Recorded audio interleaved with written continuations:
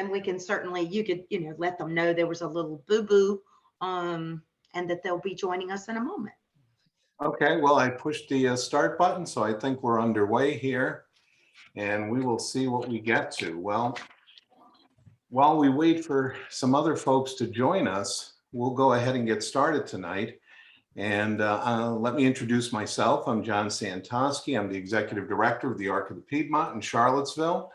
And this forum tonight is being sponsored by the Provider Forum here in Charlottesville, which consists of the Virginia Institute of Autism, the Region 10 Community Services Board, WorkSource Enterprises, and ourselves, the ARC. And we did this a couple of years back. We all joined together and invited the candidates to come and speak to us. And we thought it'd be nice to do it again this year and give everyone a chance to hear from the folks that are running for office and have an opportunity to hear what they have to say and give them a chance to respond to us. So we're still waiting for a few more folks to join us. And as they do, we'll let them come in. But I'm going to go ahead and we'll get started with this.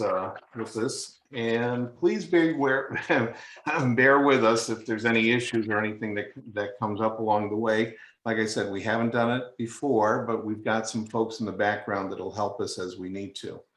So with that, I am going to start with Delegate Runyon and give him a chance to kind of introduce himself and kind of talk to us a little bit about who he is and what he wants to let us all know about him. And we'll give him up to roughly about 4 minutes or so. Depending on who else signs on, we may let you run over a little bit. Okay. Thank you, John. I appreciate that. It's so good to see you. I was thinking I saw you pre-COVID and got a tour of your facilities, and I really do appreciate that.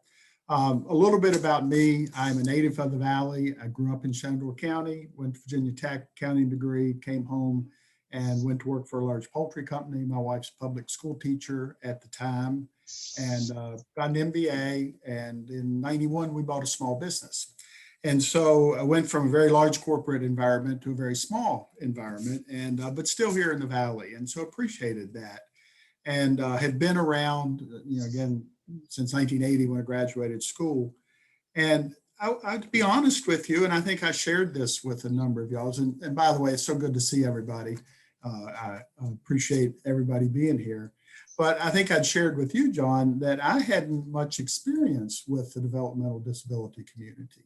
And in my life, I just hadn't been around many of the folks that are in that group. Went to a very small high school, and I don't remember anyone, to be honest with you, in those days that would be in this population.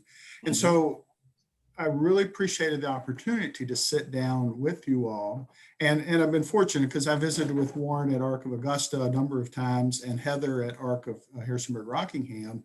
I've actually done a number of projects through my Rotary Club or United Way with Heather in the Harrisonburg market. And it's been a lot of fun, but taking the opportunity to meet people and to learn what's going on, learn both from you all as the professionals, and then folks, the families that are involved in this situation. And so to be real frank about it, it's touched my heart. And I think it's something that we've got to pay attention to at a higher level than we have. And so with that said, reached out and have been pleased to be able to work with Tanya and the rest of the Arc of Virginia folks on some legislation. And the first year we carried, and it was in a bipartisan manner, in which I really believe that we've got to do that. We've got to work through these circumstances in a bipartisan way, and was fortunate to do that. We were able to develop House Bill 134, required that when IEP teams met to deal with individual folks on what was appropriate for them, that they included developmentally and age appropriate instruction related to sexual health, self-restraint, self-protection, privacy, and personal boundaries. And the unfortunate thing about that is it hadn't been addressed, and there's some families that had very difficult circumstances that they had to deal with prior to this. So I'm very pleased that went through, and feel optimistic that it's going to make a difference and will continue to make a difference as we move forward. this past session, House Bill 2197, was very much, I think, driven by a COVID environment, in that we had temporary virtual supports made available because of the COVID environment. And so the bill allowed for those supports to be made permanent. And what we wanted to do was to build better access with assistive technology and environmental modifications to support those to support the virtual supports. And so where we ended up on that was a work group to consider access and use of that. And that work group is still meeting, and I think the results will be coming out here in the next couple of months on that. So I think, again, those are two things that are going to make incremental differences. They're not the big things that I know we're going to talk about, which often involves funding and significant amounts of individuals, but they are things that matter and move forward in a positive way. I feel privileged to be able to work with ARC of Virginia and all the individual ARCs and the folks in those communities to try and make a difference for folks throughout the Commonwealth, because it's not just the folks that are involved in this situation, but it's the entire community of the Commonwealth. Everyone benefits as we move forward in this circumstance. So again, good to see you. Yeah, that was very nice, and you were kind of within the time frame, so it worked out well. I don't have any little cards to hold up or anything, so I'll trust you all to kind of do that, and I'll wait or something if you start going way over. But otherwise, we'll go ahead and move on. And Delegate Bell, we'll move on to you next. Making sure that I'm not muted. Hi, good evening, everybody. It's nice to be back. Thank you for having us and hosting this. And I look forward to hopefully a educational conversation, both where we share things, but also learn some things. The question was to talk about sort of personal experiences with developmentally disabled people and any work that you've done. And this is easier when I'm seeing everyone in a room, because I've talked to you several times before, and I'm assuming that many of the people that are watching have been at those meetings. But I'll tell the same story. When I was in law school, my wife's a teacher, I had sort of a layman's knowledge and interest in developmentally disabled issues. But of course, my world changed 180 degrees when our son was born. And it was almost 18 years ago. Well, it's getting a little longer now, a little longer, about 18 months, 18 and a half years ago. And he, I think most of you know, is profoundly autistic. And it has been an entire change in his life and how we see these issues, and sort of almost all the way down to what's important to us. Like many families, we started with, as they say, the 5 stages of grief. Somebody else notices it, and we had grandparents noticed it, and I was very angry at them because they were saying things about my son that I didn't want to hear. And then we, the bargaining, I forget the exact order, but we went to UVA and went to a doctor with 4 adjectives in front of what kind of doctor he was, and looked for some silver bullet. And somewhere, I don't know, 4 or 5, 6, we realized that this is what it was going to be. And we then started the odyssey that many people who are watching this have, of trying to assemble care and services for him from a system that isn't designed for him. And it's both, I think some of it's inevitable, everybody's different. And so what suits one person doesn't suit the next. And then some of it is just could be done better. And so he went through 6 schools in 7 years, bouncing from place to place, suspended repeatedly, starting in kindergarten. And finally, a few years ago, ended up at long last at VIA, which is one of the sponsors of this forum. And VIA has been much better. And part of it is just mom had reached a point where every time the phone rang during the day, she assumed it was the school calling, saying she had to pick him up. It was horrible. And I was not allowed to call, because if I called, she thought that might be the school. And so finally we're at a place where the assumption is that absent true calamity, they will work with him and us, but not call us out of the blue and say, you got to come get him, stop what you're doing. We are terrified of the cliff that everyone talks about. His services have been delivered almost entirely through the schools. We can see that coming from here. His classmates that are a little older, almost all of them stay in the program till they're 21. We can anticipate that we will have to make very significant changes in how we get him everything from training to socialization to actual, at least medical observing care in 3 years. it's been, I think, my son, if you met him, is better off than many of the people who are on this call. But I would say that his 18th year has been especially hard. We are we had a group of friends that all had kids at about the same time. And so they are ticking off the life milestones.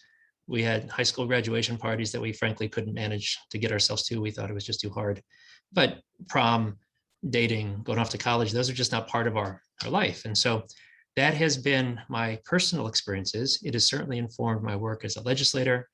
There are bills that everybody on this call voted for, so they certainly were not partisan bills. They were just good ideas, but I don't think I ever would have seen them or come up with them absent talking to families, parents, Robbie's classmates, that kind of thing. And so 3 or 4 that we've all, again, ideas that came up that were voted on. Many parents of autistic or special needs kids are worried about interactions with the police. The very thing that makes it hard to communicate can sometimes make it hard to communicate that it's hard to communicate. And so we made it easier to get a driver's license, or in his case, an ID card, since he'll never drive, that says, it has a code that says, I'm having trouble communicating. We're hopeful that you can show that to an officer and perhaps stop a bad interaction. We expanded a bill. There was a bill that Delegate Hayes had from, I think, Norfolk. Really smart bill that said, yeah, the driver's license is great, but by the time you're showing your driver's license, the traffic stop may have already gone bad. And so what he did was he said, it's tied to the car license plate. So the officer sees it when it comes up. Unfortunately, it was limited to the owner of the car. And usually it's not the owner that has the special need. And so they made it broader to make it possible for someone to allow it for a person who usually drives the car. There was a third bill for what they call supportive decision-making. Supportive decision-making. And it's kind of a guardianship that doesn't go quite so far. So if anyone has gone through the guardianship process, you know how complicated, legal it is. It's expensive. I just finished it. For all the talk about Britney Spears these days, in most cases, you don't have enough. It's not a problem of having too many guardians. It's nobody will want to be the guardian. In this case, what we discovered is that many people don't need a full guardianship, but they could really use some help. And if you can designate the helper and say, hey, when I'm making medical decisions, I want you to talk to, I see John's in the upper left hand. John's going to be my supported decision maker. I'll be the ward. Please let him have access to the records. Talk to him before I make financial decisions. It's a, if you will, a step down guardianship. Apparently, this is something that has worked in other states. We're going to give it a try in Virginia. And then the last, and again, this was something that we had help from across the aisle all over. There were a group of students who are, if you think of VIA students who are wrapping up their 21st year. And when COVID hit, they lost the transition year that we're talking about, the transition from school to community services. And of course, when COVID came in, it just chopped like a guillotine. There was no, they didn't even have 6 months or 3 months or 30 days or a week. They were just told that your planning is over. You just can't come in. And so because they're over 21, the federal money doesn't track. And we tried and tried, there's no way to do it. So we actually were able through to pass an amendment to say that just for this one class, no precedent, we're not promising anything going forward. But for those kids who are going to finish up their schooling this year, we'll give them one more year just to make sure they have time. So with that, John, I'm happy to, I look forward to everybody else's comments and hear from everybody. Thank you. Well, thank you, Rob. It's always helpful to hear these things. Everything we've heard so far are questions that all of us who work in this field hear every single day. And I know all of the agencies that we mentioned, VIA, WorkSource, and Region 10, these are the stories we talk about all the time. And at this, the state level with the ARC of Virginia, these are issues that we're struggling with all the time. Well, next I'm going to turn to Jennifer Kitching. Jennifer was here early, so I want to make sure we get her a chance to talk to us and tell us a little bit about herself. So Jennifer, if you want to introduce yourself and tell us who you are and what you're doing. Right. Sure. Thank you. So my name is Jennifer Kitching, and I am running to represent the 25th District in the House of Delegates. I am a lifelong rural Virginian and mother of 2 kids, ages 11 and 14. I navigate life with chronic pain, a chronic pain condition called fibromyalgia. I am a cancer survivor. I am a brain aneurysm survivor. I am both a member of and an advocate for the disability community. In December of 2019, right after my first campaign for this seat, I went to work for the ARC of Augusta as a program assistant. And the reason I decided to enter this field is because I truly believe that the only way long-lasting solutions can be found to so many of the issues that our disability community faces is for more of our legislators to have hands-on knowledge, and that can only really come from working in the field. And some of the issues that I'm running on are rural broadband internet access, and people need that to be able to participate in the world around them, and able-bodied people got just a taste of what it's like to be isolated through the pandemic. And while I'm glad that that experience has forced us to discuss just how necessary internet connection is, I also find it endlessly frustrating that it took able-bodied people being uncomfortable and inconvenienced for it to be prioritized in a meaningful way.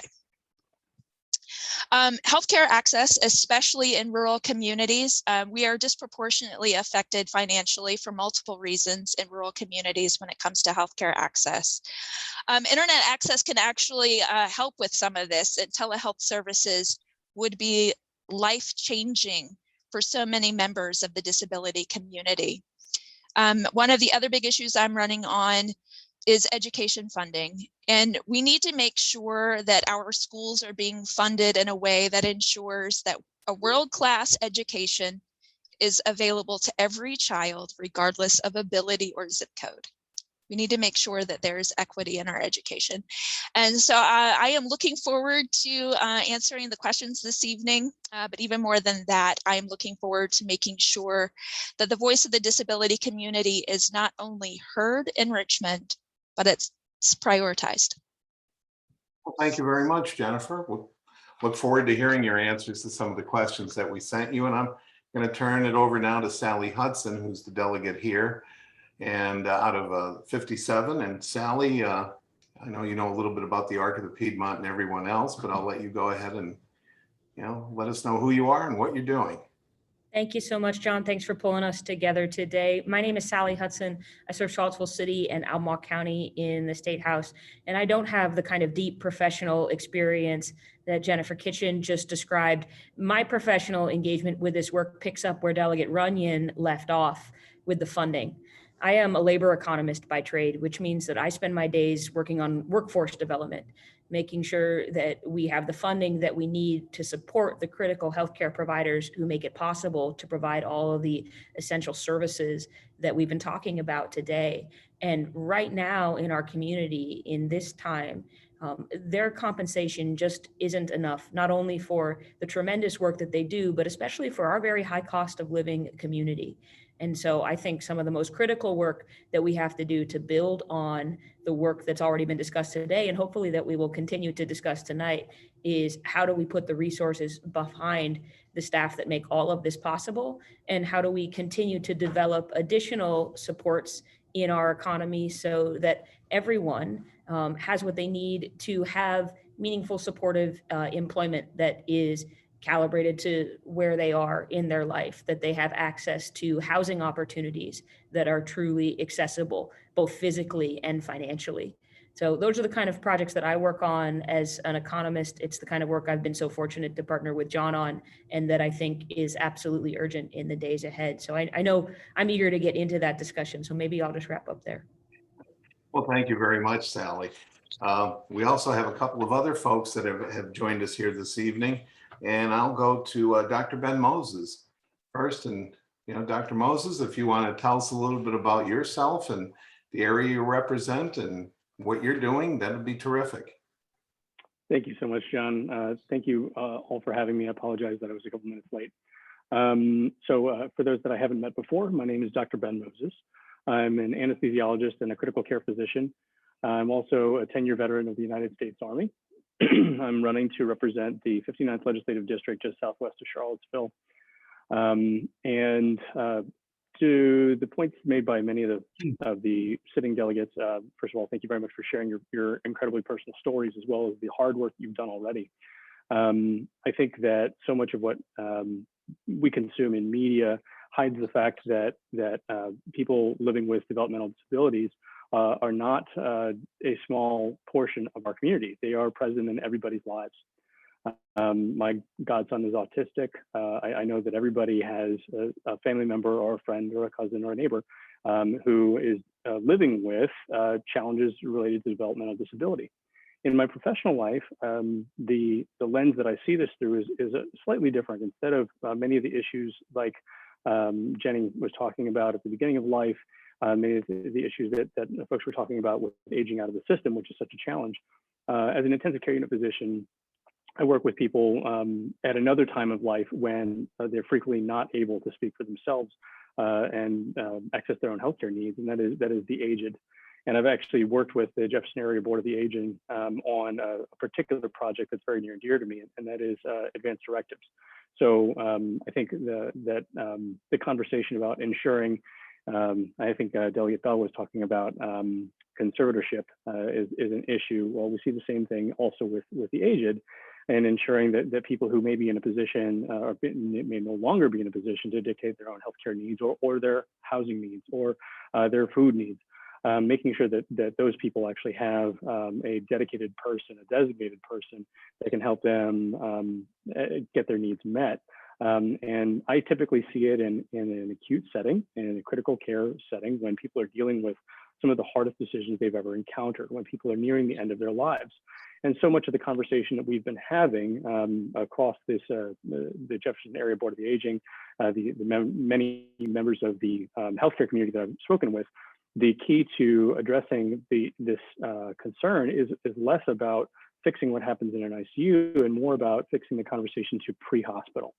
And I think that what we're talking about here, when we're talking about taking care of members of our community who are facing developmental challenges, it's not just catching people as they're falling. It's supporting people before they have a chance to fall. It's making sure that we have systems in place that are designed to prevent complications, not just address complications after they've happened. And so much of these conversations, I think, it's an ounce of prevention is worth a pound of cure. I think that having really stable structures in place to ensure that people and their families are supported at all times, like having paid family medical leave. I think that's something that many people didn't understand how important it was until we were faced with a pandemic. But people who have family members with special needs or developmental delay, not that people with developmental delay are always sicker, but they do tend to have higher healthcare needs. And so making it possible for Virginians to take care of their families actually is more cost effective because it ends up leading to fewer healthcare complications and fewer lost days of productivity and work.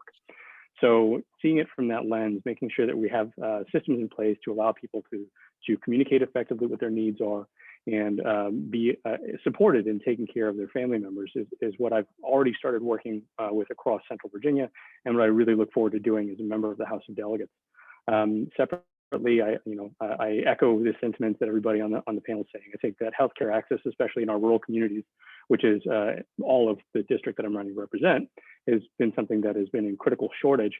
And only now through the pandemic, we've started to see the possibilities with telehealth in rural communities, but it only works, to Jenny's point, it only works when all these communities have stable broadband infrastructure on which to build these platforms for telehealth. So thank you very much for having me. I also really look forward to this discussion. I appreciate it. Well, thank you very much. Right, as I'm listening to all of you, almost every one of you has made different points that we could probably spend a good half an hour talking about in addition to this, because they're all so critical and they're all things that we see, from the guardianship and conservatorship issues to the telehealth to the, what are we paying the folks that are coming in our doors every day and how those rate structures are put together.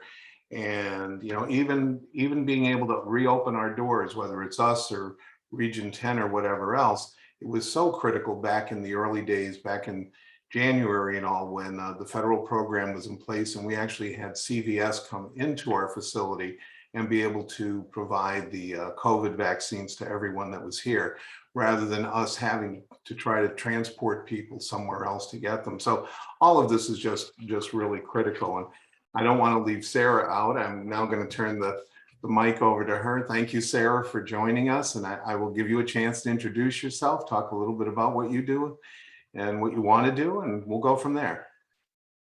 Great, thank you so much, and thank you to everyone. I too had a little bit of consternation getting on the Zoom, but I appreciate being here this evening. My name is Sarah Ratcliffe, and I am a delegate, I'm a candidate running to be delegate of the 58th district. My journey and what brought me to this race really came from being raised by a single mom who struggled to make ends meet and struggled with her own mental health for many, many years. That journey took me eventually to leading a national advocacy organization and working at the state level across the country with policymakers to work toward better public policy that really keeps those at the least of our society at the center of the solutions that we try to make sure that everyone has what they need to not only take care of themselves, but to thrive. My experience in work taught me that policy really should be created in partnership with the community that is going to benefit in the lives of the people that are living in it. We must, however, make sure that all those voices are heard, not just those with power, not just those with better station, not with just those with better ability, but and particularly that every district has a comprehensive voices being heard. That's why I want to work in Richmond to ensure that all the voices of the different communities, the disparate communities here in the 58th.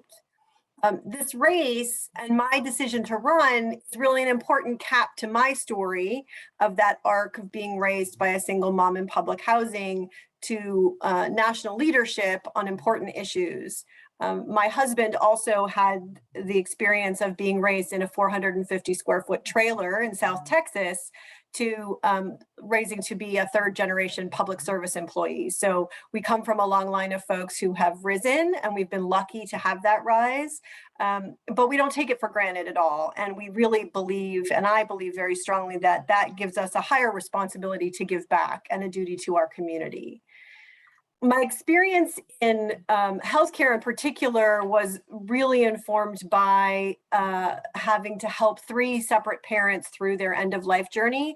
Much as Dr. Moses mentioned, the end of life can often mirror those who have developmental disabilities and challenges to finding services, housing, adequate and sustainable care, and navigating that confusing and often challenging patchwork of medical care, hospice, other systems, really taught me how even folks with much can be very difficult when they find themselves alone in trying to meet those challenges. My experience with developmental disabilities also was informed by my father, who spent 25 years in a career dedicated to the education and care of the developmental disability community. He developed tests and measurements to better inform educators and those caring for those with special needs, especially children, to figure out how to design curriculum that would best meet their needs. Eventually, he sort of came to the other end of that spectrum when his Alzheimer's disease meant that his abilities were deteriorated and the functions that he was so proud of became difficult. And our family found ourselves trying to meet the many similar challenges while seeking his care, seeking day services, and trying to find the juxtaposition between him being safe and being able to be productive, but also finding the most independence possible through his disabilities and the challenges that his disease brought. The history and options of the services that are available is certainly, we have come very, very far. My husband has an older brother who is severely disabled, autistic, and was eventually institutionalized in the mid-60s. Obviously, at that time, they didn't have a name for most of the challenges that we're facing here. And but we're certainly still, although we're in a much better place than then, we are certainly still not serving our neighbors anywhere near with what they need. I think there's a lot of families who have the luck and circumstance to be able to care for folks at home or with supplemental help and daycare and other home health care, but we need to make sure that those systems are in place for everyone. And again, that we can balance the independence as much as possible that folks crave, whether that's employment or housing or incoming care. Life is certainly hard for many of us, ups and downs, challenges and triumphs. That's life. For me, I believe that government is meant to be a force for good, and those elected to represent us are supposed to use that power to help us take care of each other, ourselves, and our community. That's really the main reason why I'm running, to help make that that belief of mine be true. And I really look forward to tonight's discussion to be able to talk through some of these important issues and how we might all work together, advocates, delegates, and the community, to better serve. Well, thank you, Sarah. It's, again, you know, everything that everyone has been mentioning is just so important. And I know I speak for Ethan over at VIA and Chuck with WorkSource, Lisa over at Region 10. I mean, we work very hard, all of us, to work across the aisles on these issues, because they affect each and every one of us, regardless of what our political leanings are. And as we'll talk a little bit about the rates and all, you know, we were fortunate that the General Assembly and Special Session put a 12.5% increase in rates in for us that Senator Hanger introduced in order to make it run from July through June. But it was broadly supported by everyone. So we really appreciate those things. And I think Delegate Hudson kind of touched on it a bit. I always tell people, you know, we happen to be in the unfortunate business of not being able to raise the price of bread, milk, and eggs. Our rates are set by you folks at the General Assembly level. And so when we're talking about wages or where things go, it's always an interesting conversation to have, because there's so many different ways things are pulled. We still have one more candidate on here. Let's see, where might she be? Oh, I thought we had Caitlin Coakley on. Not quite sure what happened to her. She made a comment that her internet was going in and out. She apologized if she dropped off, but she'll be back. Oh, she'll be back. Well, we'll give her a chance to catch up to us then. And I have to say, both Delegate Bell and Dr. Moses, you guys hit on some really important things that we see each and every day with guardianship. The issue we all run into is that, not that folks don't need guardians, but we don't have enough people who want to be guardians. And the public guardianship process is so very, very important. And we always stress to parents how important it is that if you feel your son or daughter needs to have a guardian, do it sooner than later, because once they're an adult, it becomes very difficult.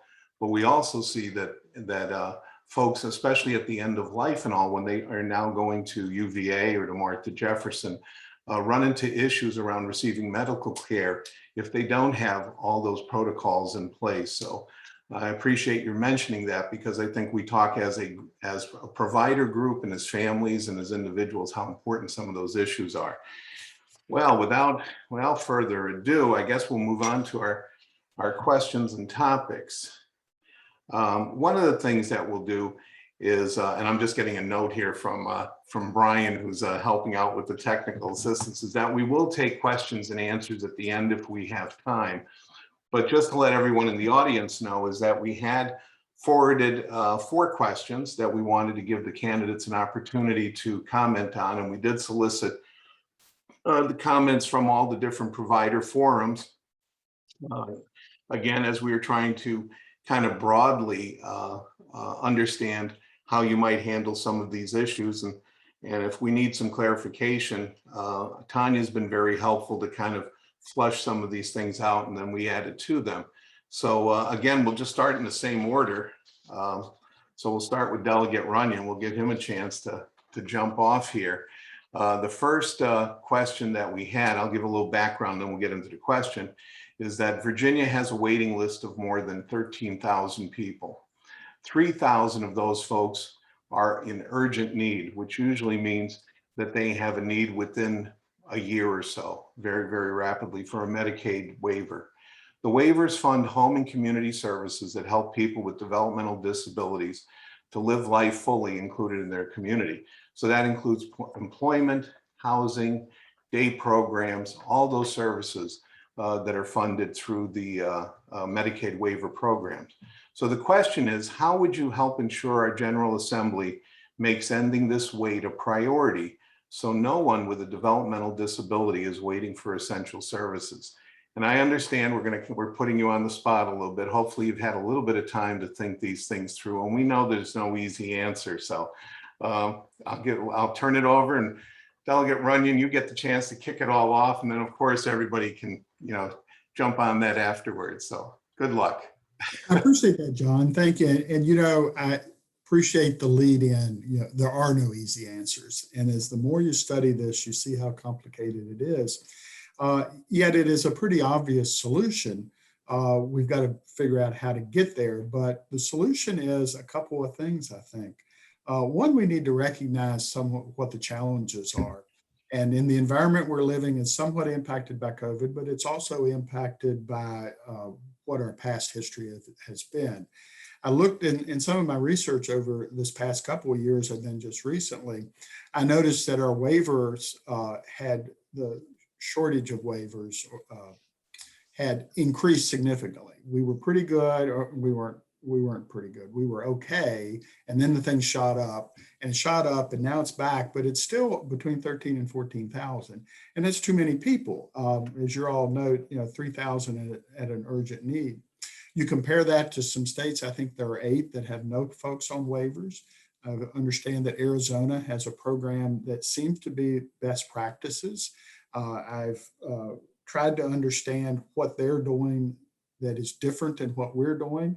And to be honest with you, I think that's something that we all need to sit down. That would be a wonderful work group to put together to say, what are the best practices? What is Arizona or some of the others doing that is different than what we are? We need to recognize that the process has to work. It's a concurrent process. We need to have waivers available, and then we also need to have funding available for the direct service providers, because we are in a situation now, we increased waivers this past year, but we're struggling to have enough direct service providers, and part of it is the money. I understand that 42% of the waivers available, folks have not been able to find people to actually perform the work and for the stuff inside the homes. And that's a significant issue. And so we've got to work that out. But overall, we've got to figure out how to get more resources, more money into the system. And I think we've got to just sit down and have a conversation and understand what it's going to cost, and then put a plan in place of how we get there. And it's not going to happen in 1 year. It's not going to happen in one budget cycle. I think it's going to take a commitment from all of us, and that's a bipartisan commitment, to move forward over a number of budget cycles to figure out where the endpoint's going to be and then get there. And recognize there'll probably be some twists and turns in the process. The economy will act differently than we expect it to. That part is guaranteed. Everything else, I think that we've got to be prepared to address the changes that happen. And as I talked earlier, there's probably some things that we can nibble around the elephant ears, as we could say, nibble around various ways to how do we improve the process, and that's going to make more efficient and effective use of those resources. But ultimately, we've got to be able to be committed to providing the appropriate amount of funding for the system. All right. Well, thank you very much. Delegate Bell, I'm going to give you an opportunity to kind of weigh in again. I'll mention it again so everybody in the audience or anybody joining us is, how would you help ensure a General Assembly make ending this wait for the Medicaid waivers a priority, so no one with a developmental disability is waiting for essential services? I think that, let's start at the top. It's a waiver, meaning you're waiving what we used to call the training centers, but your ability to get into a full-time institutionalized, out of home, away from your family care. And that's what the waiver means. And so it's actually start with, no one thinks that is the best, even third best way to deliver care at this point. We all think it's better delivered in the communities. We all think it's closer to the family, be better.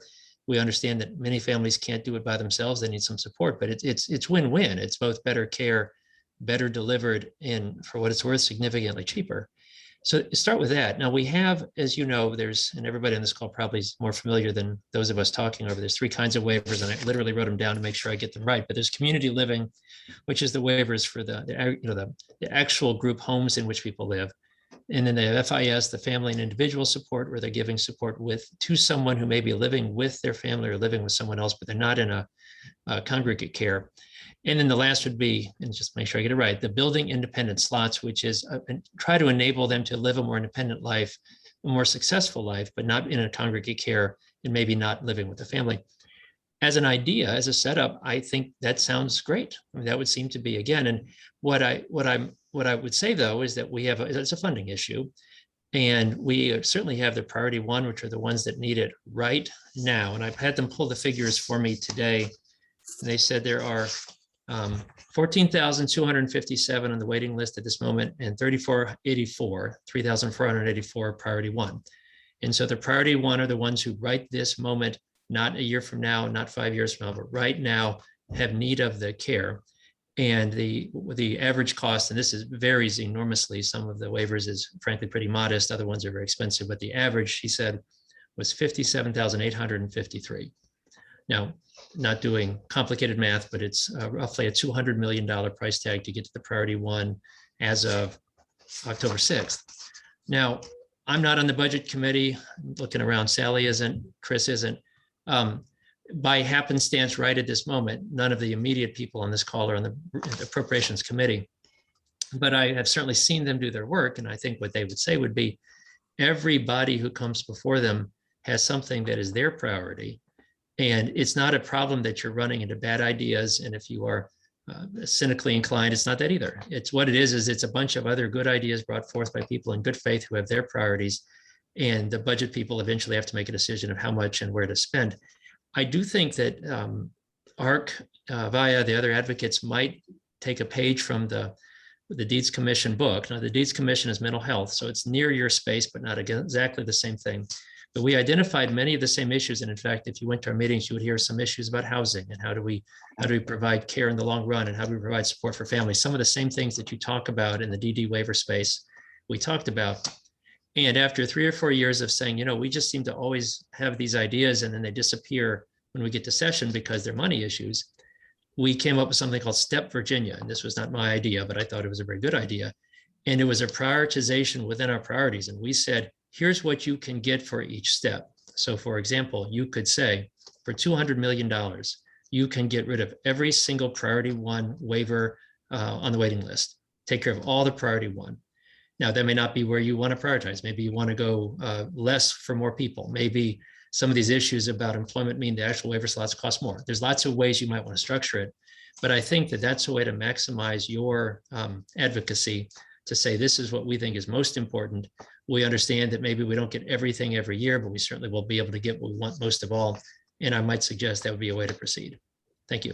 Well, thank you. That's an interesting way to approach the subject. And again, that's part of why the 4 agencies here get together on a regular basis. It actually did come out of a suggestion from Delegate Bell a few years back that as opposed to, approaching him on a one-by-one basis, that sometimes it would be helpful if organizations like ourselves that serve similar type people actually got together and had some unified approaches, because legislators tend to listen to that a little bit better. So yes, I appreciate that, Delegate Bell. Okay, we'll move on. And Jennifer, we'll give you a chance now for you to weigh in. And again, I'll just kind of walk back through it again. Okay. How would you help, if you were elected, how would you help ensure our General Assembly makes ending this wait a priority so no one with a developmental disability is waiting for essential services? Sure. So one thing that we have to remember is that Virginia has a history of not living up to its obligations to the disability community. In 2012, our Commonwealth was found to be in violation of the Americans with Disabilities Act and by the Department of Justice. And because our legislature was not providing funding for the services, we are required to, by law, and we cannot make those same mistakes. Again, we have to do better.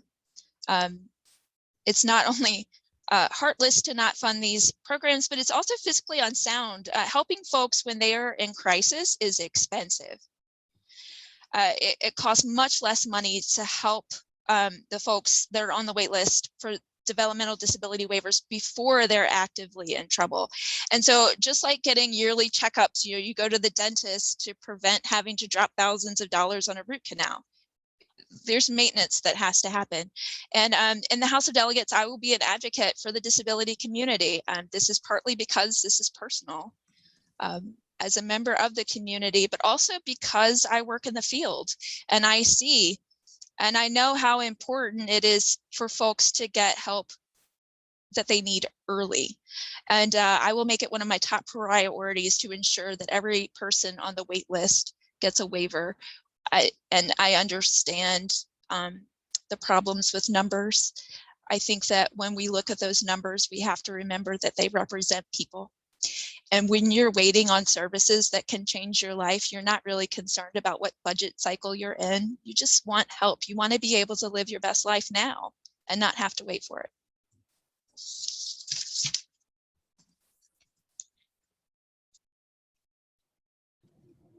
Thank you very much. Well, we will move on now. And I'll give Delegate Hudson a chance to weigh in.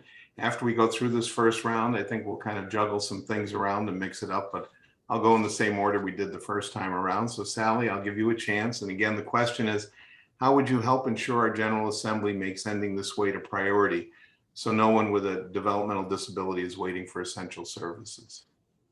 Well, John, as Delegate Bell said, none of us are on the Appropriations Committee, but I am on the Finance Committee. And as I mentioned at the top, I'm also an economist by trade, which means I don't mince words about money. If we want to make an investment that matters to us, we have two choices. We can cut wasteful spending, or we can raise revenue in a fair way. And so if you want to find a candidate who's serious about this problem, ask them what they're doing to cut wasteful spending or raise revenue in a fair way. And I think I have a track record for doing both of those. Last year, I carried a bill to close a wasteful tax loophole that was propping up coal companies and help transition that to more sustainable services for their community. That's exactly the kind of thing we need to do. We are long overdue for revenue reform in Virginia to sew up those loopholes. I have carried another bill twice now, which hasn't quite made it through, but I think third time is going to be the charm this time around, to close a major loophole in our corporate tax code in Virginia that keeps multi-state corporations from paying their fair share back to Virginia. That would bring in about $100 million which is about half of the number that Delegate Bell quoted. So there are very concrete things that we can do to bring in money on the scale of the need here. And I think you need to be asking people, what are their plans for that? I would also, I think, add a little bit of color to what Delegate Bell said about there not being any bad ideas or places where we're wasting money in Richmond. And I'm afraid I don't think that that's fair. I mean, if we think about very concretely, in the last 5 years, legislators in Richmond have allowed our electric utility to overcharge customers by more than $1 billion. If we're willing to soak that kind of money out of working Virginians in a discrete sort of way where they don't really see it, but it adds up to a lot. If we cared about fair revenue, we would instead surface that kind of money to pay for critical public services. So, I know I'm an economist. I know I'm a little bit more straight shooting when it comes to dollars and cents, but I think that you measure the scale of the problem, you price it, and then you start talking about how do you put enough rocks in the bucket to pay for the services. I think that those are the kind of things we need to be hearing from our public servants these days. Well, I think in general, thanks, Sally. We encourage, as advocates, especially family members and all, to contact their representatives, their delegates, their state senators, right to the governor, to make their voices heard on these issues, because I do know that while you folks are all very willing to talk to us from any of the organizations that advocate for people, it really is the family members who come in to see you that can make a real difference when these things happen. So I think that those kind of words of advice to people to go in and ask tough questions are really good for our families to hear. Okay, Dr. Moses, I'm going to give you a chance. Again, hearing about the Medicaid waiver waiting list of 3,000 people that are in urgent need. How would you help ensure our General Assembly makes ending this wait a priority so no one with a developmental disability is waiting for essential services? Well, I don't have the economic background that Delegate Hudson has. I do have background in crisis management when it comes to bad headlines. I was on active duty in the United States Army when there was a Washington Post article about how our soldiers were being put up in dormitories with black mold, and that we were harming our soldiers, and we were mistreating our soldiers. And it led to a complete restructuring of the wounded warrior care, of which I was a big part. I actually served as the Warrior Transition Battalion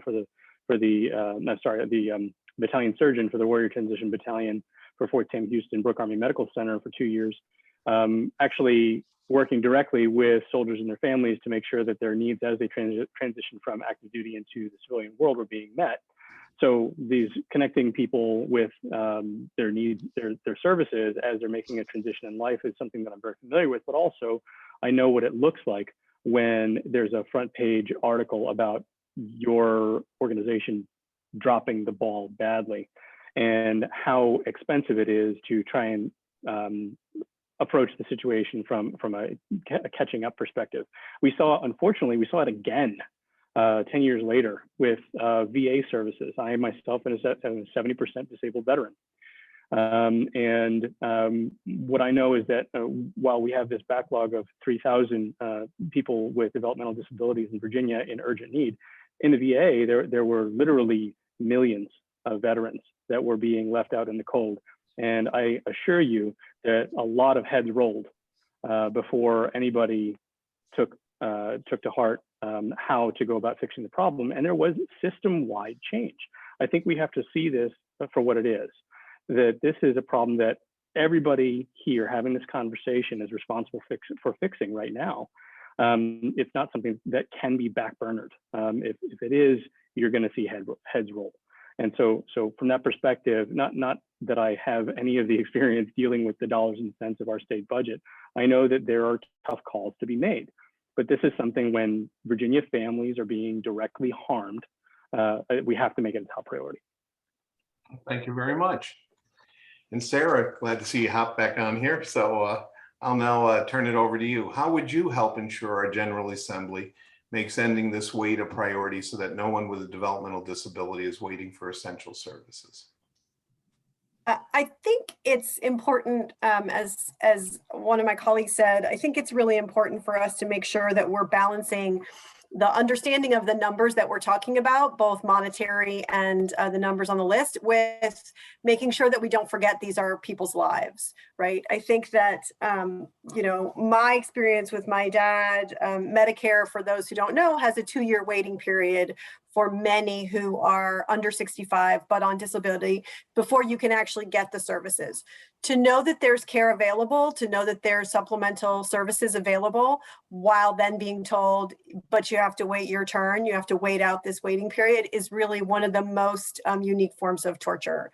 And so I think that ensuring that we're really not only looking at the problem is how do we move this list, how do we put the finances and put the monetary weight behind the General Assembly into moving the people from the list to the services they need, but also how do we change the system so that this list doesn't get backlogged? Because I am not convinced that even if we could shift around all of the levers that we needed to eradicate this list, I guarantee you that it would come back. So we need to change the system. And that means our systems, whether they're healthcare, community services, mental health, and disability management services, are really outmoded and overwhelmed by the need that we have. For my mind, one of the most important things we need to do is build flexibility and information and options into the system so that folks who do have a situation at home, that can be supplemented at the same rate, or compensated the service providers that are going to deliver that care and deliver those services at a sustainable rate, so that people aren't forced to go into a facility when they maybe don't need to. Some of the overwhelming need, I think, is because there is a pipeline into those places that are more residential and more contained. Right. So finding not only the service providers is an important part of this, because it's fine if we get people off the list and into services, but if we don't have the providers to provide the care and they're turning over because they aren't paid enough, or they can't sustain their own families in their careers, then we're going to be right back where we started. So for my mind, it's important for us to have a menu options that we are trying, including changing how we bring people into the system once they go from the wait list to the services and the community services they need. All right. Well, my lights just went off here in the office, as you can see. Give me a moment. And That's electricity though, because the Zoom still works. it's the automatic timer. I didn't think about that, but anyway.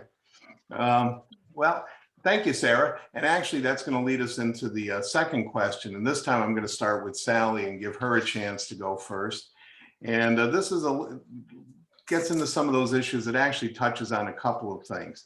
But the question is, or the comment is, the General Assembly has made great advancements in the last 5 years to fund housing subsidies set aside for people with developmental disabilities. The result has been an increase in people living independently with supports and having happier lives. However, that can only be sustained with ongoing state funds, as many people with a developmental disability have a monthly income of just $791 from Social Security benefits, and with an increase in waiver rates to support those individuals. Waiver rates are substantially higher for congregate care, group homes, sponsored residential. I think Delegate Bell mentioned that. And providers are reluctant to provide independent living, which would be under the Building Independence Waiver and the FIS waiver, to provide that independent living support without higher rates to pay staff. And this has been a topic with the ARC of Virginia, trying to bring those independent living rates up to a level of the congregate care rates, because many times folks do need additional supports in order to live in the community. This is also a housing issue, because really the question is, how do we ensure we keep fully integrated, affordable, and supportive housing accessible? And I'll just mention that, you know, over the past few years, as we talk in Charlottesville about affordable housing and low income housing, I have to remind people that the folks that we work with who live in our group homes that we support in the community many, many times are some of the lowest income people in our communities. So the issue is it's more of a housing issue, but keeping in mind the special needs of our populations that we work with. So again, how do we ensure we keep fully integrated, affordable, and supporting housing accessible? So Sally, I'll give you a chance to weigh in on that whole housing issue. Thank you, John. Well, I think that there are two parts to one of them is the funding, which I think we sort of touched on in the last question that we discussed. So maybe I'll focus on the parts that are really specific to housing. I think, as you discussed, we have to make it possible for there to be more multifamily residential units, because that is the most cost-effective way for this kind of housing to be provided. And especially if you have folks with mobility limitations, or who need to be very accessible to lots of different kinds of services, then that means that we need to be able to have relatively dense housing in lots of very walkable, neighborhood-centric kind of places. It doesn't work as well to be very remote. And so that's something that the Charlottesville community is wrestling with right now. How do we make it possible to have denser, multifamily, multi-unit kind of residential developments? And I think that there are a handful of things that we can do on that front. Something that we did recently was to modify the Virginia Fair Housing Act to make it possible to have requests for accessible parking be a reasonable accommodation. So that's a very practical way that we make it possible for somebody with mobility constraints to be able to have access to meaningful housing. And then I think more generally, and this is less of a General Assembly thing than it is a local government duty, is to continue to relax the restrictions that make it either illegal or infeasible to get the permits that you need to develop multifamily units in the kind of central city locations that are really important for people to live integrated lives.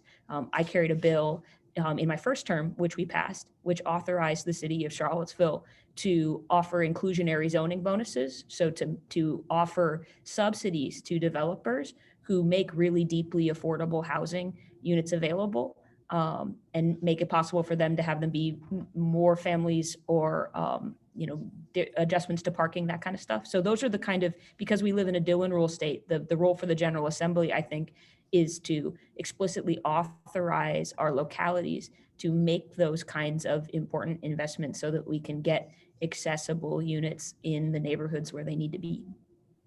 Right. Thanks, Sally. I'm now going to go to Dr. Moses and give him a chance to answer this. And it's kind of interesting because the area that we serve, and so do the other agencies here, tend to have a mix between some of the urban area like Charlottesville, and then we get into counties like Nelson and Louisa and Greene, which have a much more rural or suburban feel to it. So Dr. Moses, I guess I'll ask you too, how do we ensure we keep fully integrated, affordable and supportive housing accessible? You probably have a different take on it. I do, and I'm so grateful for Delegate Hudson getting us started there. Clearly in an urban setting where you have especially a concentration of a population, there's already a preponderance of communal living areas, multiple family unit housing, and there's already basically an infrastructure to build around. I think that obviously Delegate Runyon and Jenny Kitchen in particular have a lot of the same problems in their district that I have in mind, where you have families facing these challenges that are completely disconnected from all services, not just housing services. So quite frankly, I don't know that we have the same solution for a community like Appomattox or Buckingham that we do for the city of Charlottesville, or one of the other bigger cities in Harrisonburg, or even in bigger cities like in Richmond, where you already have a lot more infrastructure there to work around. I think that fundamentally what we need to see is a shift towards supporting the social services that are available to people in these large rural communities. There are other parts of infrastructure that have to be in place in order for us to maintain the kind of housing needs that we have. One of the big upsides that I think is important for us to embrace is that building in rural communities tends to be cheaper than it is building in cities. So the dollars that we spend in the House of Delegates that we spend at the state level go further to support families in rural areas than it may. You're looking at making the most bang for your buck in a city by doing a multi-unit dwelling, by having group living, whereas the same dollars might be able to serve the same or more people in a rural setting by augmenting the housing situations that they're currently in, without making standalone facilities that are for more communal living. So I think it really is just recognizing that the problem that people face, while it may feel similar because of the individual challenges that a family living with a disability, that a person trying to succeed in a world while living with their disability, the reality is that the systems around them are drastically different in a rural area. And I think that when you're talking about it from a housing perspective, you also have to talk about it from school. You have to talk about it from healthcare, and you have to talk about it from employment opportunities. So it's not a standalone conversation. I think you cannot address housing in a rural area for families with challenges like this without also talking about those other aspects of daily life. So it's not that I think there is one solution. I think that, like Delegate Hudson was saying, Dillon Rule, a lot of it is authorizing communities to come up with solutions that work for their communities. If it works for the city of Charlottesville to build these multi-dwelling housing units or communal living units, great. Then it's going to work for Buckingham, or it's going to work for Augusta to actually augment individual housing units with the same dollars.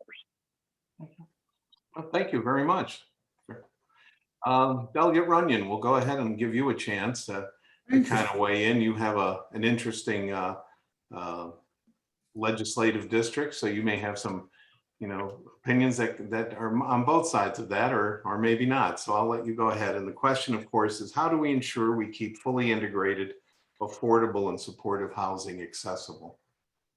Well, I would agree with the prior speakers that local flexibility is critical because there is a vast difference. We have very rural areas within the 25th district, and then we have areas that would be almost urban, depending on what your definition. It's certainly not center city urban, but it is more of an urbanized environment. And so each locality is going to have the flexibility to deal with these things relative to an umbrella of what we're trying to accomplish. And it certainly makes sense. And I'm very supportive of being able to keep folks in the community. I think that's a social policy that is of a critical nature. And so we've got to figure out how to have funding available for that. I think we mentioned that, or from one of my notes said, it's a big deal in the rural communities to make sure you have a collaborative transportation network. And that's somewhat of a challenge sometimes in the more rural areas. We've seen improvements with that. And when I say collaborative, I know the community college systems are running transportation networks that offer additional capacity. And so that's an area that I think that we look at to see if it can be utilized for folks of this particular circumstances. It comes back, I think we've got to be willing to try different things, innovative zoning. Sally mentioned about increased density, and certainly that is an area. I served on the Planning Commission for a decade in Rockingham, and density is a significant question and a significant issue. And there are different perspectives on that, and I think we need to recognize that. But that certainly could be one of the tools in the toolboxes, that we would be able to utilize to address this. I think, again, we've got to look at the funding stream, and we haven't talked a whole lot about that, but I think that one of the things that we recognize is there's a significant return for being able to achieve this. And Rob talked about that at the beginning, with the waivers. What we're doing is avoiding a much more expensive and a less quality of life, a less rewarding environment when we take people out of their homes or out of their communities. And so I think we've got to recognize that it's good value to invest, and it's good value to invest early. And then that will let us move forward on some of these issues. But as long as if we can keep the economy moving forward, then we've got an opportunity to fix many of these challenges in front of us. Yeah, right. Well, thank you very much. And Jennifer, I'll give you a chance now to weigh in on how you think we can keep fully integrated, affordable, and supportive housing accessible. Sure, I think a lot of the great points have already been sort of made, but something that I continue to stress is that out here in rural communities, we do not have different problems. We have the exact same issues in our communities. What we require are different solutions. I think what Sally was saying about us being a Dillon rural state, we have to give localities the ability to make smart choices for their communities. They know the people that live there, they know the need, they know how urgent it is. And out here, people with disabilities live everywhere and they should be able to stay where they are and live their best life. And we need to make sure that we are creating a system in which they can do that. And it is going to take funding. And it is going to take, stop forgetting when you're looking at numbers that you are looking at people. And I know, it's going to hurt. Where are we going to take it from? We need to figure it out because people are waiting every day for life-saving, life-changing, dignity-providing services. And we just cannot forget those people when we're making these decisions. They have to be prioritized. Their very lives, and we can't forget their families, the people that support them daily, the people that have had to sacrifice sometimes everything for their children, for their loved ones. They cannot wait for us to figure out all of these complex math problems. They want their lives and they want them now. And we have to do the hard work to make sure that we can provide that for them. Well, thank you very much. And we'll wrap up this one with Delegate Bell. And again, he's got an interesting area that he represents in his district, and be curious to hear his response of how do we ensure we keep fully integrated, affordable, and supportive housing accessible. Well, I love going last because I've listened to everybody. I've got 4 different pages of notes of stuff here. You know, as I think that, I don't want to speak for any family but mine, but I bet I do when I say that this issue is terrifying, because if it doesn't work out, I don't know what happens. And I don't say that with any hyperbole or exaggeration. There are people in our community who are incapable of caring for themselves. They can't. That, boy, do they want to. They wish the world made more sense. They wish their brains worked better, but it doesn't. And so, we have discovered in the mental illness space, again, that housing is one of the big predictors of whether we keep seeing you 6 weeks later, or whether we kind of get you on a better path for a while, and maybe it doesn't last forever, but it's a while. There have been some good ideas, not mine, about, so for, again, I had to run the numbers that there's going to be, a pool was created to subsidize the creation of 380 what they call permanent supportive housing units. That means once they're built, they have to be used for that purpose. It doesn't sound like a big number, but again, it's 380 housing units that will not otherwise be online. VHDA is working with the Department of Behavioral DBHDS to try to figure out what they need for these spaces, and what do they need to look like, and what services need to be provided. What do they need to build in? If they don't build it, when they build it, can they provide it afterwards? Sometimes, but not always. I think that what you would like to see would be a continuum of options for parents, ranging from, again, the congregate care where you are not able, in some cases, perhaps not willing, but are just not in a position to provide any care. And so that the housing has to provide all of it, housing, food, medical attention, hopefully socialization, all the way to someone lives in an apartment and just can't quite seem to organize their lives well enough to get the electric bill paid and get food in the fridge. And they just need to check in once a week, or maybe once every 15 days to make sure that there's still food in the fridge, and that a letter that's sitting on the table, wasn't this an electric bill? Don't you need to pay it? You've got the money from the Social Security, but I see that you haven't. And then everything in between. And what you're identifying in your the question, which is how come we get more for one but not the other, underlines something we see a lot in Richmond. And Delegate Hudson is the economist. She would say that incentives create outcomes. I don't know, words in your mouth, but it's something I hear economists say, that if you incentivize a certain thing with more money, that you're going to see more of it. And what we see routinely would be, we are not incentivizing that thing that we want to have happen. And so if you silo the money, if you tell somebody you'll get more money if you keep someone in congregate care, we shouldn't be surprised when they go, okay, well, we have congregate care. And you say, but the person would rather be in a house with family members. And they go, well, you're paying me more to do congregate care. I will certainly try to do congregate care. There's a concrete example. There's a facility in our community called Innisfree Village. And it's actually, I think, in the 25th, but it's a group of families that got together. And we actually had to change the law because they had all these rules for congregate care that included name badges, was the one I always remember. And they said, our people live with them. This is not someone that comes and goes. It's sort of an interesting volunteer setup where people will live for a year, meaning the care providers live with them in the facilities for a year. And a lot of the requirements of the law they were not just superfluous, but made it hard to make it work.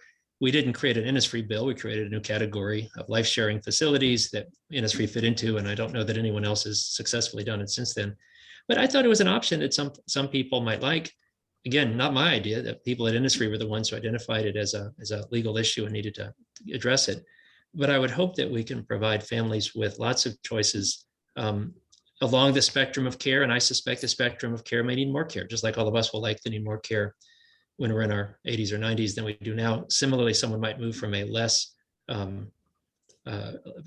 elaborate care at first and then move steadily through the different stages. Thank you. Well, thank you. And thank you all for that. That was very thoughtful. And I can tell you that housing is one of the issues that all of us, all the providers and families face every single day. You made me think of two things. One is that we do have a group home down in the Livingston area. And Livingston, I guess you would consider to be not exactly urban, but at least, it's in walking distance of the courthouse and some other things. And we also have a group home in Crozet, which is more urban, and folks can actually walk to their doctor's office, which is just down the street from where they live on Jarman's Gap Road. And of course, we have group homes here in the city, which, you know, we have a home over on Shamrock Road, which is 5 minutes from the rescue squad, 5 minutes from UVA Hospital, and easily accessible to everything. And all of you have hit on major points, is that as we talk with other ARCs around the state and around the country, it's just a fascinating discussion. One final thing, and I know Sally may appreciate it, is, Chris, I was on the Planning Commission here in the city for many years. And lately, I think as I stepped off of it, a church over in the Belmont area wanted to put up some housing that would also be accessible for people with disabilities. And they've run into all kind of zoning issues and all, and trying to work with the neighborhood and of course put a square peg in a round hole. The interesting part is I got a call from an executive director out in Washington State who had gotten word of this through a seminar that I had been at, and had called to get more details because they were fascinated by the idea that churches had all this excess land in many cases, or buildings that they weren't using. And wasn't that a wonderful way to perhaps provide more housing for a lot of people? And so I think what I hear all of you saying is that our local communities need to become more nimble and adept at being able to handle these changes that we're all facing, whether we're in the rural community or in an urban community, in order to do that. So again, I appreciate your responses on the housing issue, because it's a major one. You know, we tell parents all the time, you know, your son or daughter is going to leave school at 21 or 22, and then for the next 40 or 50 years, where are they going to live? What are they going to do? Which will lead us into the next question here as well. So I'll go ahead and jump into that. And actually, Dr. Moses, how about we start with you? And the next question is, and the comment is, people with developmental disabilities are generally employed at much lower rates than the typical population, despite their desire for meaningful paid employment. How can we promote employment of people with developmental disabilities in Virginia? I think there's a multitude of good answers and probably some bad ones too. I think that when we're talking about employment, it starts, you actually have to back up a step. You have to talk about education. And before we're talking about getting people integrated into our employment, we have to make sure that we're already doing a good job keeping students integrated in our education system, because that's fundamentally what all of our communities are currently using to prepare young people to grow up and enter the workforce, is our schools. That's how we get people ready to go to work, is they go to school for 12 years and you pop a stamp on them, and then they're ready to go into the workforce.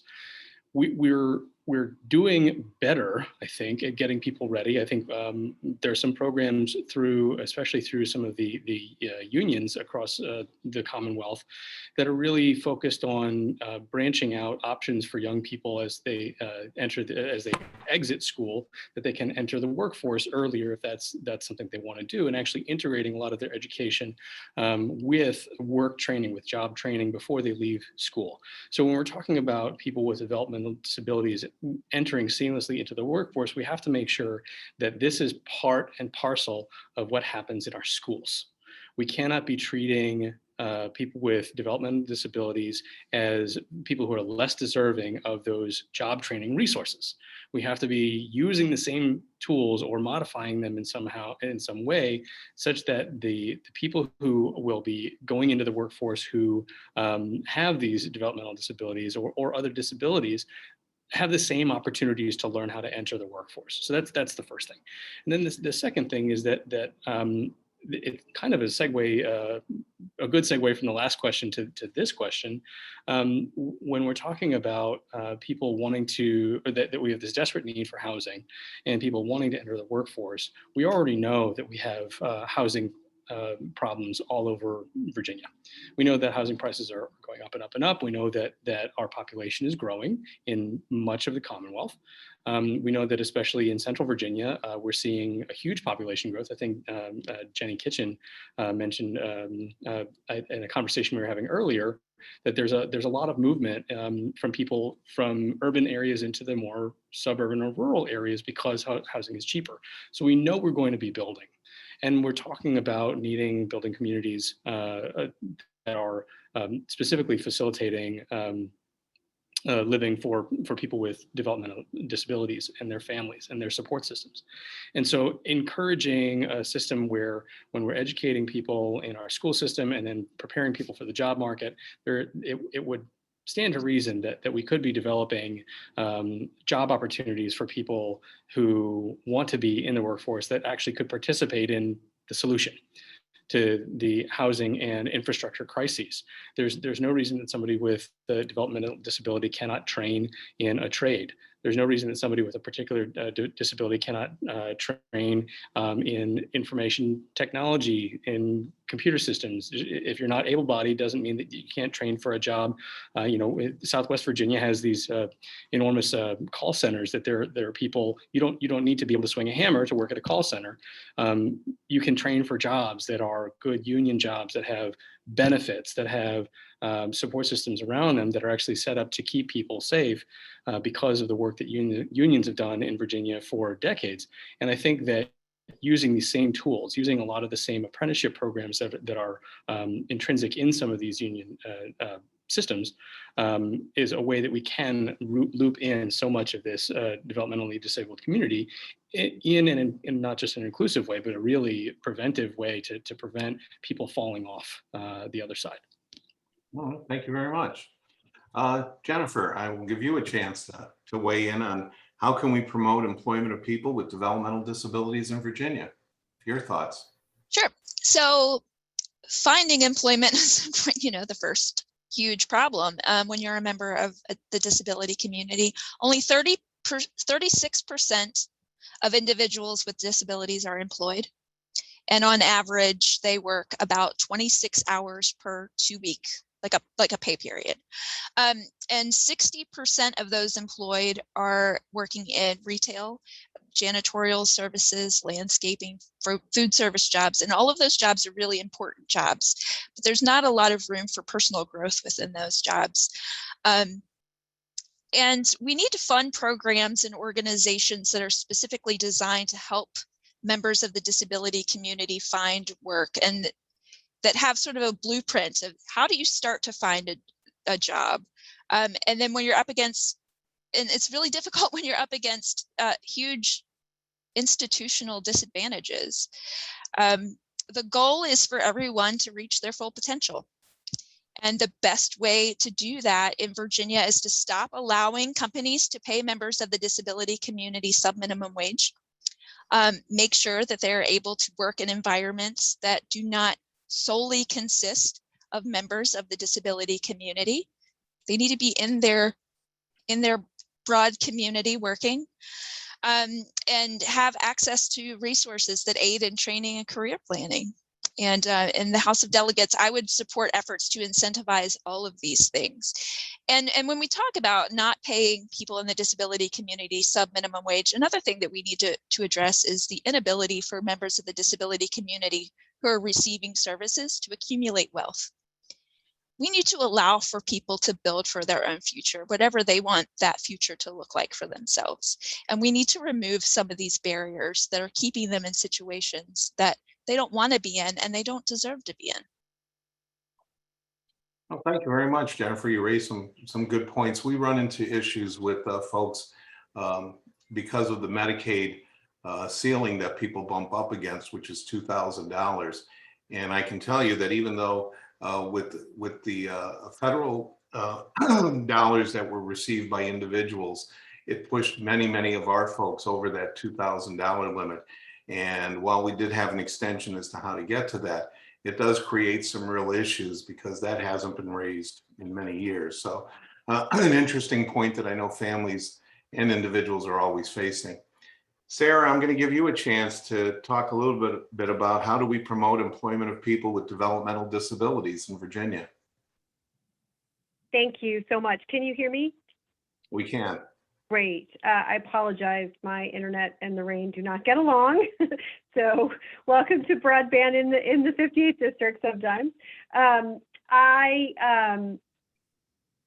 I think that I was listening in as I was trying to log back in. I heard some of the conversation about housing and some of the conversation about employment. I think that I would just echo the sentiments of, I think it was maybe Dr. Moses speaking, that we need to make sure that we have different pipelines for folks. There are many, many different industries that have a dearth of employees that are looking for employers and workers, especially as things are coming back and the economy is growing post-COVID. I think that there are many, many opportunities where folks with developmental disabilities can not only help sustain themselves, but also, again, increase their independence, regardless of whether their living situation is with family or in a home or in a residential facility.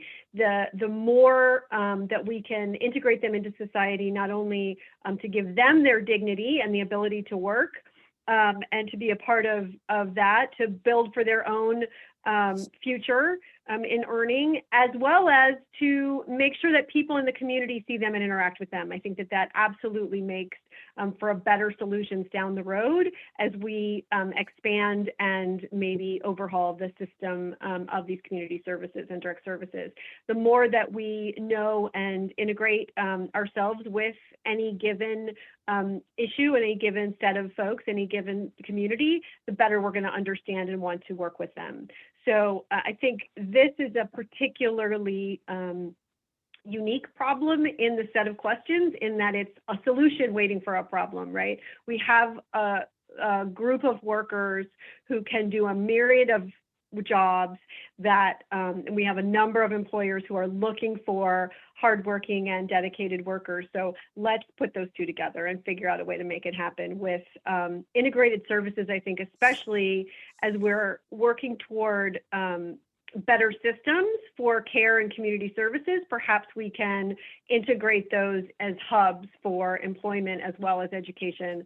And I agree that education often is the pipeline for employment, but it need not always be the case that that's true. But we need to find somewhere where we can open up the opportunities and give people with developmental disabilities the chance to find their niche, right?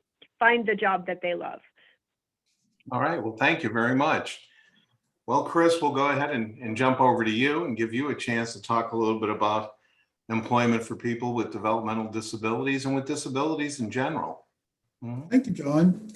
Been quite interesting to go last to hear all those different comments and thoughts. And you know, there were a couple of thoughts when I was preparing for this. One, our goal is to have full involvement. You know, everybody that wants to work ought to have an opportunity to work. So we've got to do, and we've talked about this earlier this evening, we've got to create the incentives to allow the community to move forward on that. And that's both the individuals, the families, the employers, and then I think we also have an obligation to be involved at the governmental level.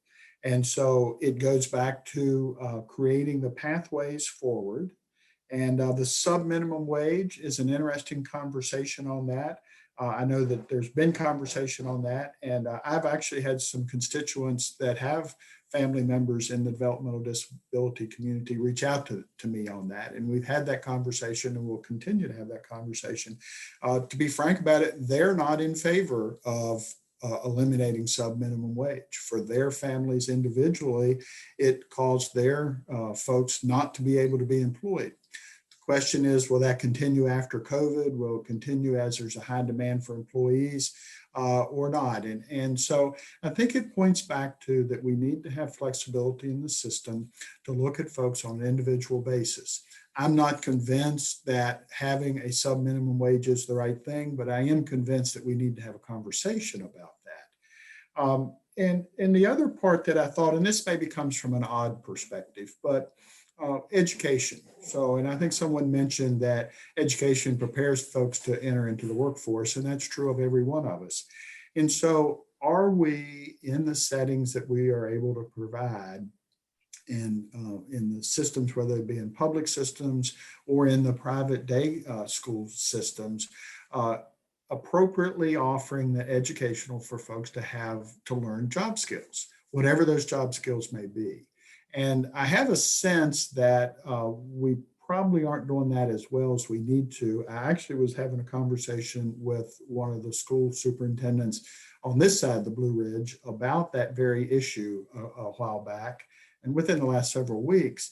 And so we're tossing around an idea. Can we create a pilot program that would create a regional system that would address folks in the private day school setting, in the public setting, in an integrated environment with the full school system, and in for maybe where you have students it's not appropriate.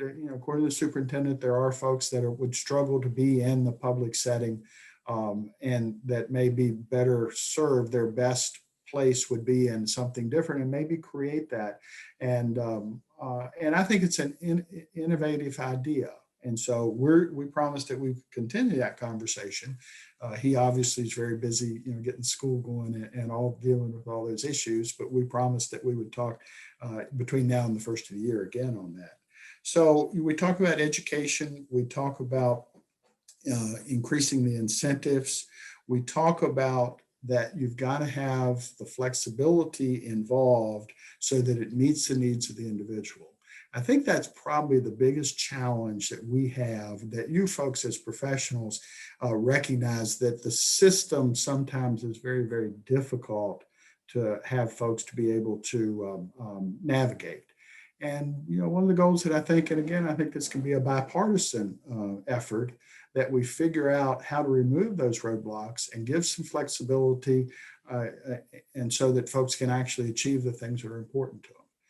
This is also a federal issue. And so we need to sit down with our congressmen and our senators and make sure that we can move forward in a positive way with this.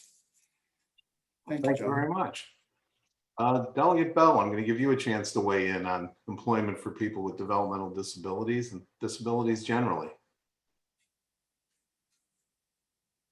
Oh, you're muted. Hang on. I didn't want to interrupt anybody. I apologize.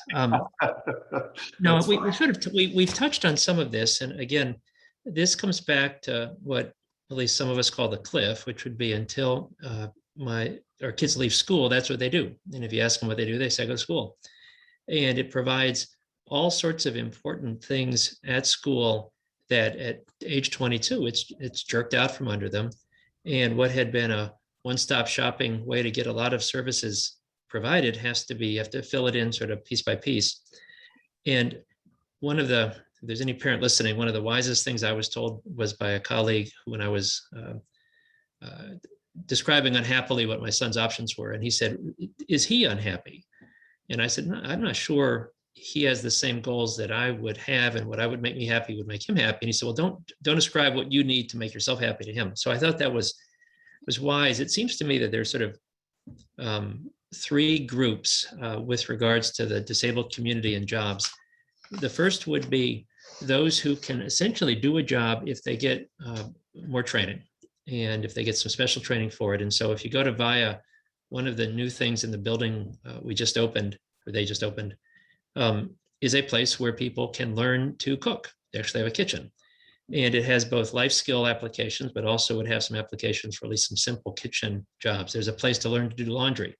Again, it's got a life application, but at least it could help them become job capable. They have a little a cafe, and it's got a coffee maker. And one of the parents was telling me how proud they were to get a coffee that their child had made in the complicated coffee maker, and how proud their child was to give them the coffee. There may well be, with better and more specific and focused job training, the ability to train someone up, so to speak. And almost at that point, they're employable. And it may take 3 years rather than 1 or 6 months or even 6 weeks, but at the end of that time, they can effectively do the job. I think that's sort of the first group.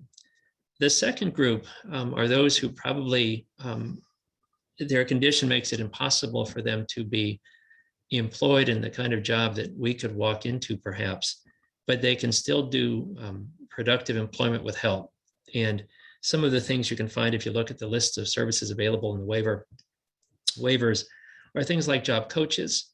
Candidly, most of us could use a job coach probably, but just someone that helps them understand why certain things happen, the way they happen. It can go so far as to have a job coach on site. And so just to speak from my experience, my son is not lazy. He can do work, but you have to direct him to each step. If you give him a 3-step process, he just can't. That's not something he can do. But if you are side by side with him doing things, he can keep up. That would be something that would need a job coach. So he would be perhaps in the second category. And in the third category, someone mentioned the dignity of work. And I think that we shouldn't understate that there are certainly people in the disabled community that even with coaching, even with someone right by their side, are not going to be capable of doing work that an employer would choose to pay, just from the get-go. But it doesn't that in no way reduces the importance for them of having a job. In our society, a job is what you do. The first thing people ask is, what do you do? Where do you go? I'm a so-and-so. And I think that the job gives you an identity, it gives you dignity, it's a place to socialize. I think that even if, we had a talk about minimum wage, I can tell you that there are times I would say that I'll pay the minimum wage to have my son go to a place where he's around people that are nice to him and laugh at his jokes, and he can talk with them, and he would come home and say that so-and-so is his friend. That would be something that would be worth much more than whatever paycheck he brought home, just because, again, a job is important. So I think those would be the ways that I would like to think about that issue. Thank you. All right, thank you. And Sally, I'll give you a chance to real quick and respond to Delegate Bell, because it just occurred to me, just hearing you speak about that last category is something that I think is worth spending another minute on. When we're talking about these problems that everybody in our community is going to face in some way, there have to be creative solutions.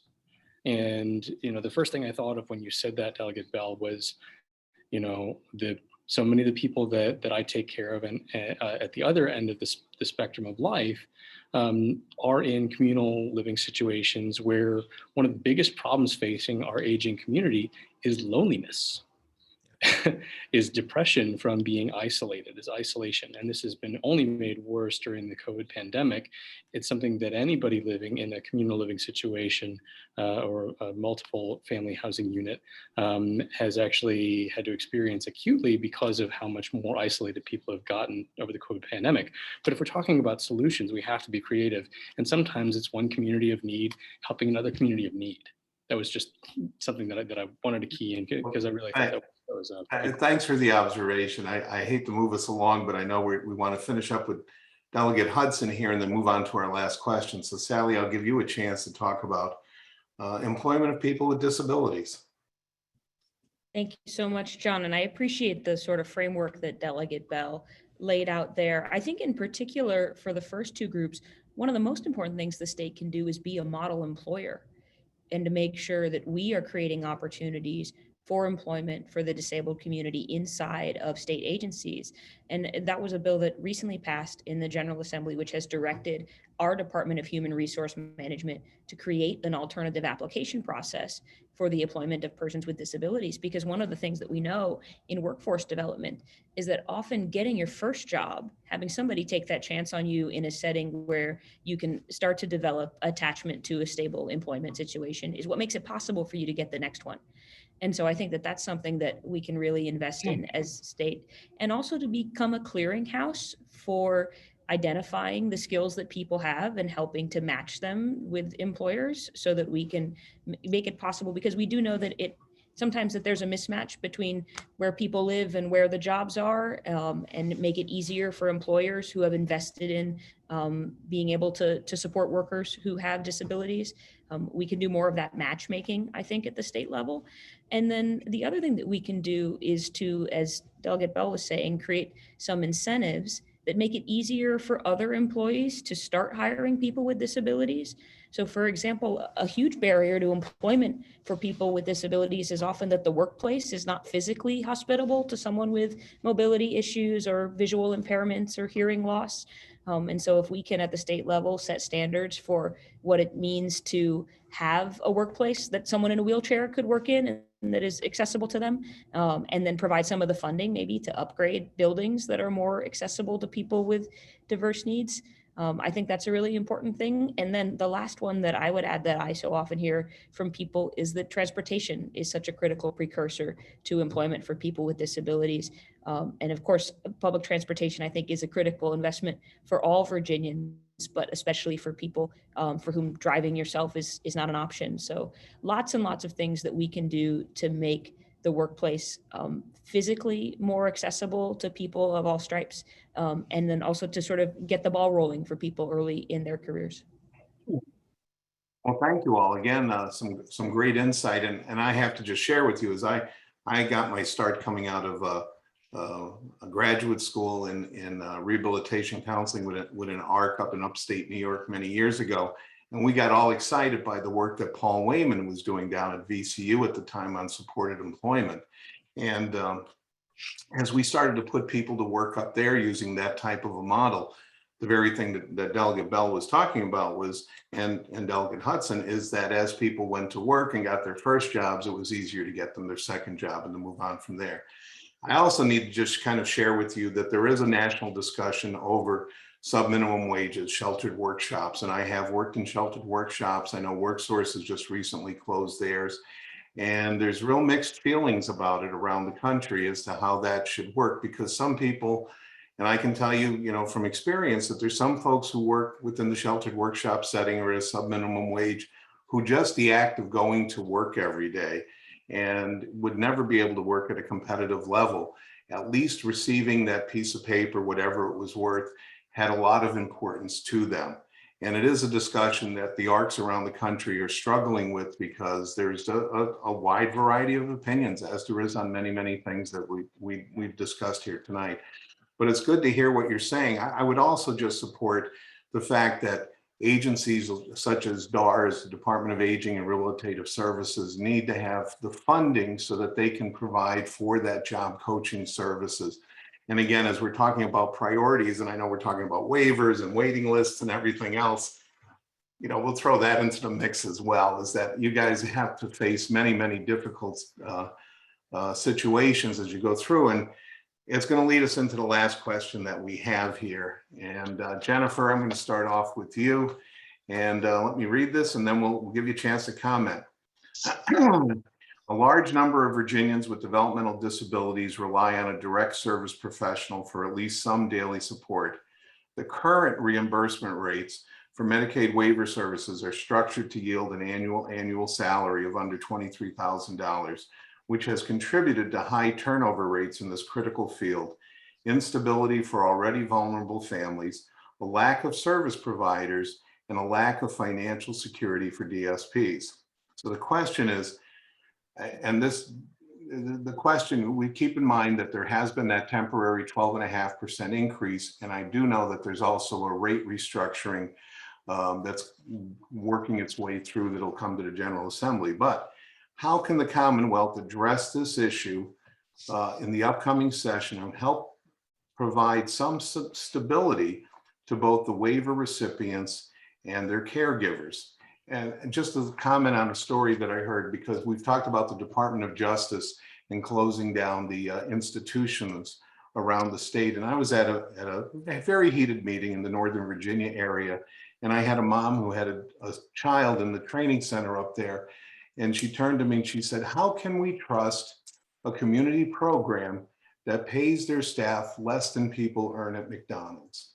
And again, this is a major issue when we're talking about service provision across the board for people with disabilities. So again, I'll give you a chance, Jennifer, I'll repeat it. How can the Commonwealth address this issue in the upcoming session and help provide some stability to both waiver recipients and their caregivers? Sure. So direct service professionals provide essential services for the disability community, and they assist clients with daily personal tasks. That could be anything from bathing to dressing. They help people with housekeeping tasks that they have.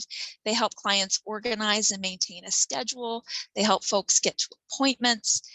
They're the heroes of our community, and there's really no substitute for what they're offering.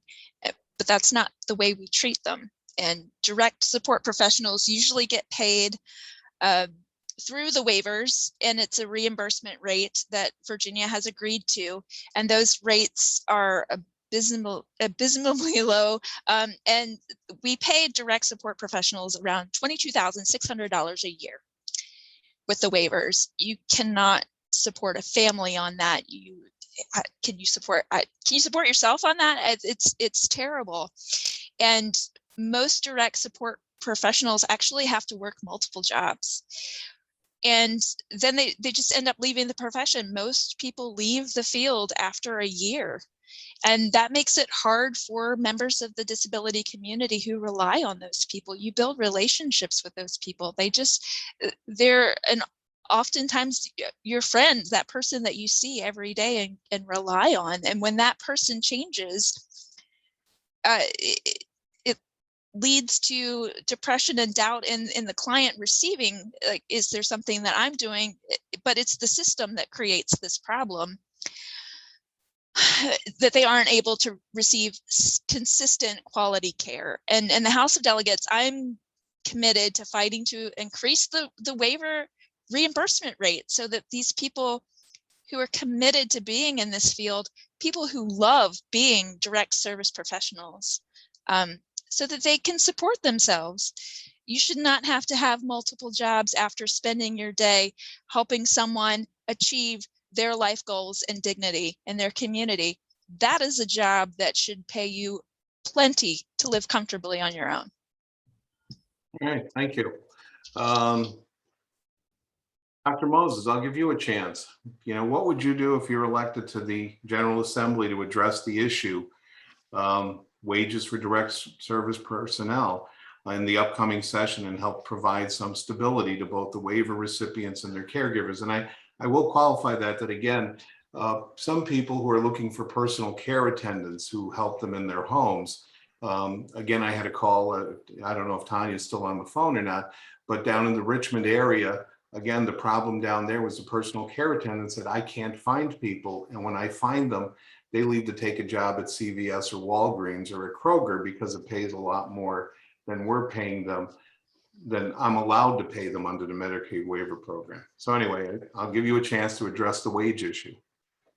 Thank you very much. I think that part of this is something that comes up in all of these questions and answers, is that as Jenny put it, everybody has the same problems, but the solutions may be different in different places.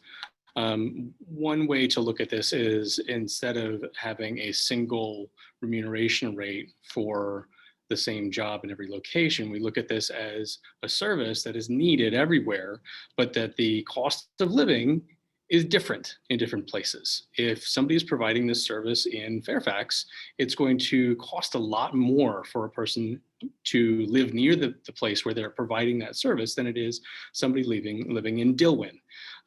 So I think that having a, not to lower the low end, but to actually offer a cost of living adjustment to this based on the location of the services being provided, I think is a pretty, I understand that this is, again, pulling money out of the sky, but the reality is that there's cost in turnover. There's a huge amount of cost in turnover, in having new people trained, in bringing new people in the failures that come when you have multiple turnovers in care, such that if you're able to support somebody keeping this service job for a long period of time, the cost saving there could be used to support the cost of living adjustment that would be required in places that are much more expensive for people to live. Thank you very much. Delegate Bell, I'll give you a chance to kind of weigh in on that. Is how can the Commonwealth address this issue in the upcoming session and help provide some stability to both the waiver recipients and their caregivers? Well, I think sort of there's, said a couple times, there might be some different categories we're lumping together for those that are where there's a shortage of trained people, meaning nurses, LPNs, what it might be. We certainly have a pipeline issue, and I was at PVCC just this week, and they said they actually had 100 slots and 300 applicants for their nursing program. And they said that's wrong about 8 ways. We're not supposed to be a selective school. We're supposed to let everybody in who wants to try. Doesn't mean you pass, but you get in. And so the idea that they're turning people away who want to take the program is really bugging them in a job that we know there's a shortage of and they're trying to fill. And so that would be I think for just creating a larger pool of applicants who might be willing to do the jobs. I think that's the trained side, but I don't think we should underemphasize the importance of the other in-home services. And the services people talk about, the one that the word has become to mean something is respite. I have a hard time overstating how important that must be. Now, that's not an issue that we've had to address, at least not yet. But we are, I pulled it up and it said it's the respite care's annual hours of personal care to provide relief for the unpaid caregiver. And I think that that's the right way to think about it, which would be listening to this call, aside from the 9 of us that are sort of the presenters, are a bunch of unpaid caregivers. They're the ones who, they're not off the clock. They're doing 24/7, 365. And it is daunting and crushing and amazing that anybody manages respite. Just what it means, what it sounds. They get a respite. Somebody comes in and says, for the next 4 hours, you can shop, you can go get food, you can just go take a breath just for a minute, and then you'll come back in revived. It's hard to overstate how important that is. And so the same would be for companion services, all the services that are provided in-house. The issue about the cost is real. It certainly discourages or dissuades people that might otherwise be interested. And if they do get interested, they find out how hard it is. And especially in today's wage environment, when there are other options that pay more, it's hardly surprising that they would say, gosh, I'd rather work at the Popeye's Chicken and make even more money and much better, more comfortable work environment. It just underline it, the costs that we were talking about in terms of providing for the current priority 1 people does not include an increase. So if we want to increase the cost per service, it will also increase the overall cost of this. And when we talk about prioritization, again, you can of course advocate for everything, but I think the budget writers will generally say, we understand you want everything, but of the things you want, can you please put a 1, 2, and 3 next to the ones in the order that you want them to come in? Because you may not get the whole amount the first year. I think that would be wise in this space also. Thank you. Thank you very much. And I apologize. I realize we're at almost 8 o'clock. I have a hard stop at 8. If I disappear, that's why. Thank you. Okay, sure. Thank you. Delegate Runyon, I'll give you a chance to weigh in on the wage and situation. What would you do in the upcoming session? I think we need to recognize that it is a critical component of the system, that without appropriate staffing, the system gets really rough. It doesn't function well. Rob talked about the respite care. I had a constituent earlier this year that reached out to us a number of times because their respite care providers stopped being able to address or to serve the need. And so we tried to work with them on that. It comes back to what we've talked about most of the night, and that is funding.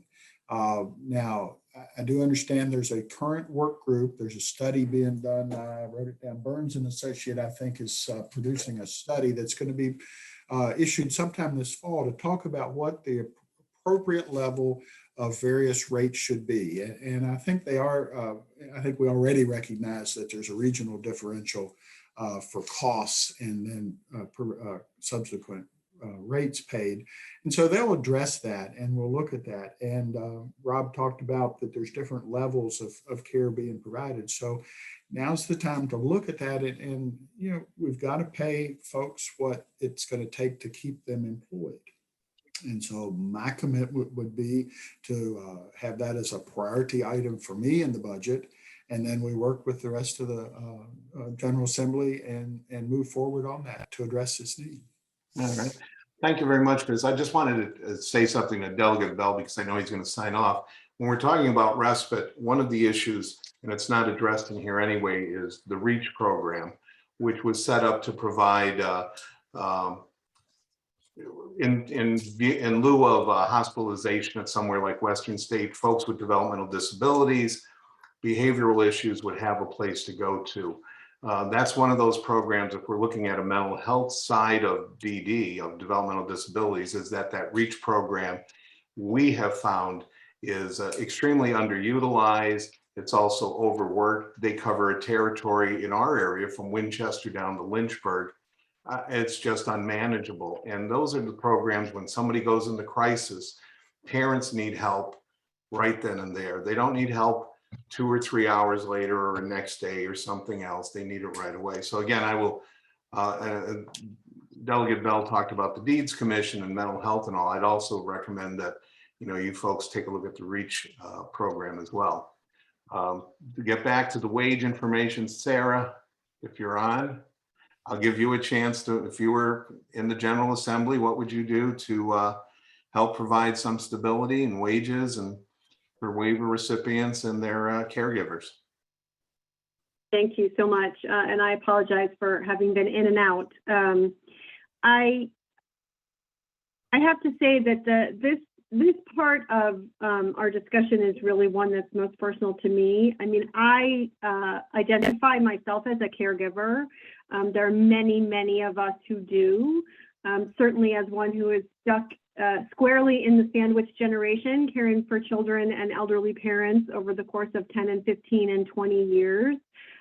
We understand the pressure, the exhaustion, the joy that comes from caring for our family members, and especially those with unique needs or with particular challenges. It can be both rewarding and exhausting.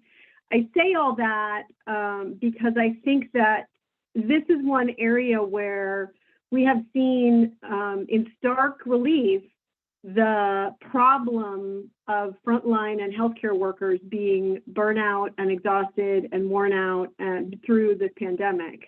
When it comes to the folks that make the community of developmental disability and the folks who rely on those caregivers in all their forms, as we've discussed, the thing that is most stark is when something stops working.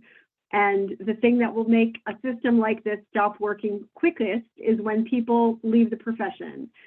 It is imperative for us, for society that values, needs, and literally could not survive without these folks, to pay them well and ensure that they can dedicate themselves to their work and to the jobs that most of them love and would like to keep, without having to trade their own care and their own family's sustainability. So I think that whether it's an increase in reimbursement rates, whether it's shifting around the waivers to put more of a priority on those providing the direct services, and especially, again, as I spoke about earlier, what I think is really important for us to increase in the system is that flexibility to allow people to stay in their home and have daily care, or allow people to have the respite that Delegate Bell was talking about, which I agree is critically important, or whatever the needs are. To have, you can either have full-time care or you're on your own. It doesn't help most people. And we really need to have more flexibility in the system, and that means paying people better at all of those different levels of care. Thank you, Sarah. And Sally, I'm going to give you a chance as the labor economist to kind of wrap up the discussion on wages in the General Assembly. And I know you know very well, some of the background. I know the General Assembly's talked about moving to a $15 an hour minimum wage. And I'll just let you kind of wrap it up for the audience to kind of see where the future goes with wages in Virginia. Well, I appreciate that, John. I became a labor economist because of questions like this, because I believe that everyone deserves to live a dignified life, and that to do that, we as a society have to provide these kinds of essential services to all of our neighbors. Let me also say the easy part, which is that there is no way to cover these costs without a serious and a sustained increase in state revenue. And that this problem manifests in every single state program that I talk to every day.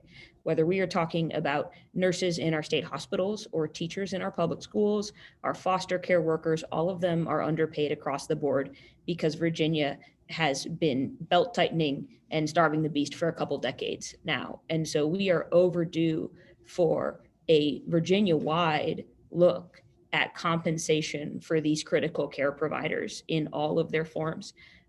I think it's important that we recognize that it's not an accident that these jobs are systematically underpaid, in large part because they're predominantly done by women.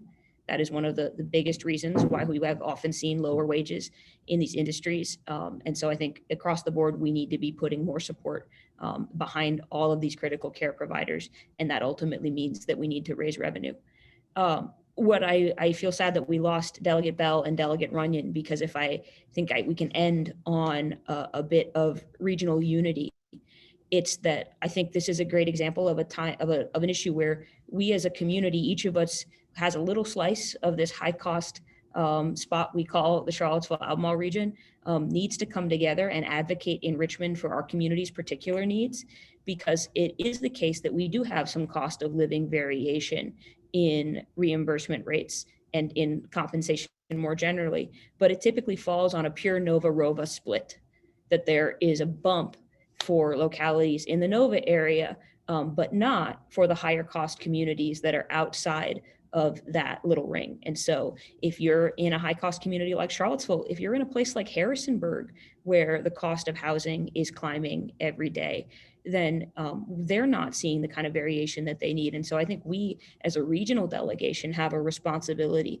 to help convey that to our Nova colleagues. I think that they think that every place that is south of Prince William is somehow a low cost oasis, and that just ain't true. And so I would love to see the Albemarle region, our metro area delegation, come together and advocate more clearly for just what are the high cost hotspots outside of the Beltway. And so with that, John, maybe I pass it back to you, how you want us to. Thank you, Sally. I mean, these are all been, none of them are easy, easily answered, I should say. And I'm sorry that, Delegate Bell and Runyon had to jump off. They had both told me that they need to leave right about 8 o'clock. And we just went a tad over. But the folks that have stayed on here, I really appreciate. You had wonderful insights. You come from different communities and different backgrounds, and none of this is easy. And you probably see in your own communities, not just folks who live there, but who work there. And many of them are struggling with all of these issues, whether they have developmental disabilities or not. And I think that you all spoke very well to all of those issues. And I think all of you spoke to the complicated dynamics of what we're facing in this field each and every day, and especially what parents have to deal with.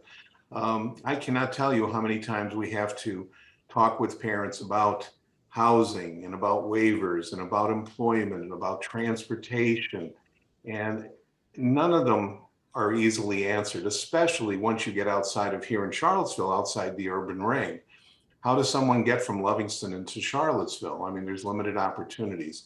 Even from Crozet into Charlottesville, they rely on a limited number of transportation carriers and all. And I think it was Dr. Moses who was tying back transportation and employment and all of those things. And I know all of you have spoken to it. So I really appreciate you taking the time to kind of share with everyone who's been on this call your thoughts and all. And, hopefully whoever goes and represents our areas in the General Assembly takes a little bit of this with them, because I'm not sure which one of you had spoken to it, but, my feeling, I guess it says something about my age. I grew up feeling that the role of government was really to look out for some of those folks who didn't have anybody looking out for them. And in this case, our folks aren't the ones who are going to knock on your doors in Richmond, and they're not going to be Zoom calling you. And maybe their parents, but they're not going to be doing that. So when you hear from the advocates coming forward and talking about it, it's because we have to be the voice of all these folks. So hopefully when the ARC of Virginia, the Network of Private Providers, Virginia Access is talking with you during the General Assembly sessions, that you give them a few extra moments to kind of make their case for you, because you do have many, many priorities. And we know that's, there's only there, and I know Sally speaks to it, there's only so much money to go around. And she said it right in the very beginning, there's only two ways to make these things happen. Either we cut spending or we raise revenues. And Virginia's overdue to do something in order to make a lot of things happen better for us. So on that note, I'm going to say goodnight to everyone. We'll let you all go. We'll let the audience go. And I wish you the best of luck come November 3rd. Talk to you soon. Good night now. Bye. Good night. Thanks, John. Thank you.